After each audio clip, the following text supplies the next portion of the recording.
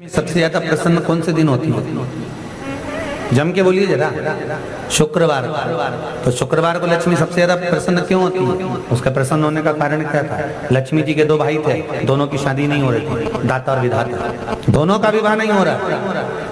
और दाता विधाता के लिए लक्ष्मी बड़ी परेशान थी, रोज नारायण से कहती थी प्रभु कुछ कृपा करिए, दाता विधाता का विवाह नहीं हो रहा, उम्र होती चली जा रही, इनका कुछ करिए प्रभु, आप नारायण हो, आप कुछ तो कर सकते हो। भगवान नारायण ने तब लक्ष्मी से कहा एक काम करो, बेलपत्री के पेड़ के नीचे बैठकर लक्ष्मी तुम अनुष्ठान करो तुम्हारे भाइयों के विवाह के लिए। इसलिए आज भी हमारे हिंदू धर्म की रीति है कि बेलपत्री के पेड़ के नीचे शाम के समय लक्ष्मी का वासा होता है। इसलिए लोग इस बेलपत्री के पेड़ के नीचे तुम्हारा रात्रि को शाम को 6 बजे से लेकर रात्रि को 8 बजे तक तुम्हारा निवास होगा। जैसे पीपल के पेड़ में देवताओं का निवास, आपको आप लोगों ने यदि पद्म पुराण पढ़ी होगी या सुनी होगी तो उसमें स्पष्ट कहा है, पीपल के वृक्ष की गणना ध्यान देना, पीपल के वृक्ष में सुबह 4 बजे से लेकर 7 पीपल के वृक्ष में सुबह 7 बजे तक ब्रह्मा जी का वासा, 7 बजे से लेकर 10:30 बजे तक पीपल के वृक्ष में भगवान विष्णु का वासा होता है। कितनी बजे तक? 10:30। 10:30 से लेकर 11:30-12 बजे तक पीपल के वृक्ष में पितरों का वासा होता है। इसलिए हमारे यहाँ पितरों को श्राद्ध पक्ष में जो भोजन कराया जाता है वो 10:30 से 12 के बीच में कराया जाता है।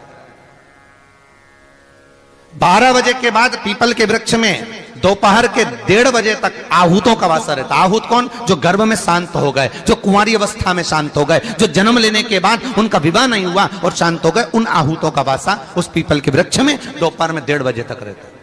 उसके बाद में प्रेतों का वासा चालू होता है। इसलिए दोपहर के समय पीपल के पेड़ की परिक्रमा नहीं होती। फिर शाम को 4 बजे से 7 बजे तक पीपल के वृक्ष में शंकर जी का वासा होता है। इसलिए शाम के समय पीपल की परिक्रमा नहीं होती। 7 बजे के बाद में पीपल के वृक्ष में रात्रि को 9 बजे तक कुबेर का वासा होता है। फिर 9 बजे के बाद में प्रेतवास चालू होता है पीपल के वृक्ष में। उसी तरह बेलपत्री का जो वृक्ष है, उस बेलपत्री के वृक्ष के नीचे रात्रि को 8 बजे से लेकर 12 बजे तक बेलपत्री के पेड़ के नीचे कुबेर का निवास होता है। महाराज, कुबेर का निवास। प्रयास करा करो इसी बेलपत्री के पेड़ के नीचे हम दीप लगाएं, घी का दीप। यदि संपदा की कमी हो तो, अगर भगवान ने खूब संपदा दी है तो भले मत लगाओ, कोई दिक्कत। महामृत्युंजय मंत्र का यदि आप जाप करते हो और आपको मालूम पड़ गया कि शरीर में मुझे ये रोग हो गया है, मुझे शुगर हो गया है, मुझे बीपी हो गया है, मेरा ब्लड प्रेशर ऊंचा नीचा रह रहा है, कोई भयंकर रोग, मेरे रिश्तेदार को कोई कैंसर जैसा रोग हो गया, किसी को कोई थायराइड हो गया, किसी को कोई किडनी और लीवर में सूजन हो गई, किसी को कहीं किडनी और लीवर में तकलीफ हो गई, तो शिव महापुराण की कथा कहती है, नवग्रह शिव महापुराण की कथा कहती है कि बेलपत्री के वृक्ष के नीचे महामृत्युंजय मंत्र का जाप जो शुक्रवार की शुक्रवार घी का दिया लगा कर करता है, उसके रोग बाबा देवाधिदेव महादेव समाप्त करते चले जाते हैं। ये संजीवनी मंत्र शुक्रवार के दिन भगवान शंकर को शुक्र को दिया था, इसलिए उसकी प्रधानता है।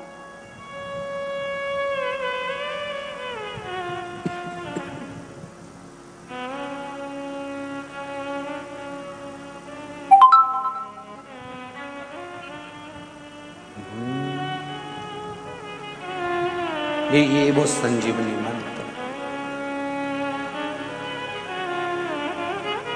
शुक्रवार के दिन बेलपत्री के वृक्ष के नीचे बैठकर घृत का दिया लगाकर शरीर में जो रोग है उसका स्मरण कर कर शंकर जी से विनय कर कर, हे भोलेनाथ आपने शुक्र देवता को संजीवनी मंत्र दिया है, तो क्या आप मेरे को वो मंत्र प्रदान नहीं करोगे? मेरे रोग, मेरी बीमारी, मेरे दुख को आप नहीं हरोगे? शिव से कहो ये शरीर आपने दिया है और भजन करने के लिए दिया है, स्मरण करने के लिए दिया है, कीर्तन करने के लिए दिया है, तो संभालोगे भी आप। और बेलपत्री की ओर मुख कर कर घी का दिया लगाकर महामृत्युंजय मंत्र का स्मरण कर लेने पर धीरे धीरे धीरे धीरे धीरे धीरे वो रोग समाप्ति की ओर आता चले जाता है। शंकर भगवान को तुलसी नहीं चढ़ती, केवल एक बैकुंठ चतुर्दशी के दिन चढ़ती है, वो भी रात्रि के समय पर 12 से 4 के बीच में। पर शंकर भगवान को तुलसी नहीं चढ़ती। पर पद्म पुराण कहती है कि शंकर भगवान के मंदिर के बाहर जो तुलसी का वृंद लगाया जाता है, शिव जी के मंदिर के बाहर जो तुलसी का पौधा लगा रहता है या लगाया जाता है, उस तुलसी के पौधे में जितनी मंजरियां लगती हैं, उस मंजरियों में जितने दाने लगते हैं, उतने दाने गिन लिए जाएं और उतने समय का बैकुंठ का वास उस मनुष्य को प्राप्त हो जाता है मृत्यु के बाद। इतना विचित्र बात है, शंकर को तुलसी नहीं चढ़ती, पर शंकर के दरवाजे के बाहर शिव के द्वार पर जो तुलसी का पौधा लगा है, किसी ने लगाया है, किसी ने रोपित करा है, उस पौधे में जितनी मंजरियां लगी हैं, उस मंजरियों में जितने दाने लगे हैं, उस दाने जितने हैं उसको काउंट करा जाए, उसके बराबर उतने ही 1000 वर्षों तक उस जीवात्मा को बैकुंठ का वास मिलता है। क्यों? उसकी कथा भी यहां पर वर्णन है। जब भगवान विष्णु सामने शंकर के बैठे थे और भगवान शिव ने जब सत्यनारायण नाम रख दिया था, तब भगवान विष्णु शिव से कहते हैं नारायण।